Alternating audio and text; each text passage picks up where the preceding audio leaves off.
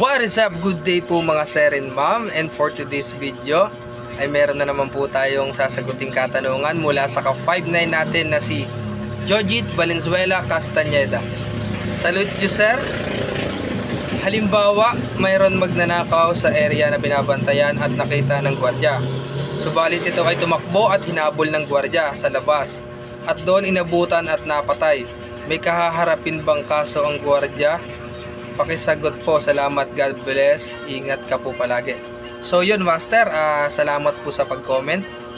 Sasagutin po natin yan in generally para na rin po dagdag kaalaman sa mga 5-9 natin dyan. So yun po sa mga ganyang sitwasyon po na may patayang nangyari. Natural po na magkandak po ng initial investigation si PNP o ating mga pulis. Magkakandak din po ng investigation si officer in charge. Or kung wala naman po at single posting po kayo, si inspector po ng agency ang magkakandak. Maghahanap po sila ng witness sa pangyayaring patayan upang kunan ng statement report regarding po sa kung anong tunay na nangyari.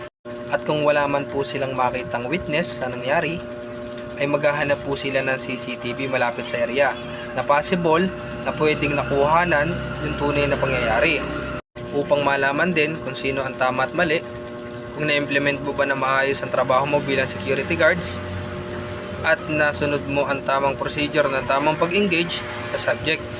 At titignan din dito kung bakit humantong sa patayan. Kung napatay mo ba siya dahil sa pagtanggol sa iyong sarili or self-defense, or kusa mo na lang siyang binaril habang tumatakbo, habang hinahabol mo. So pag ganun na nangyari, nang napatay mo siya nang wala sa procedure o SOP ng pagigisang gwardiya, ay mahaharap ka sa kasong murder. So yun lamang po at maraming salamat po sa iyong katanungan.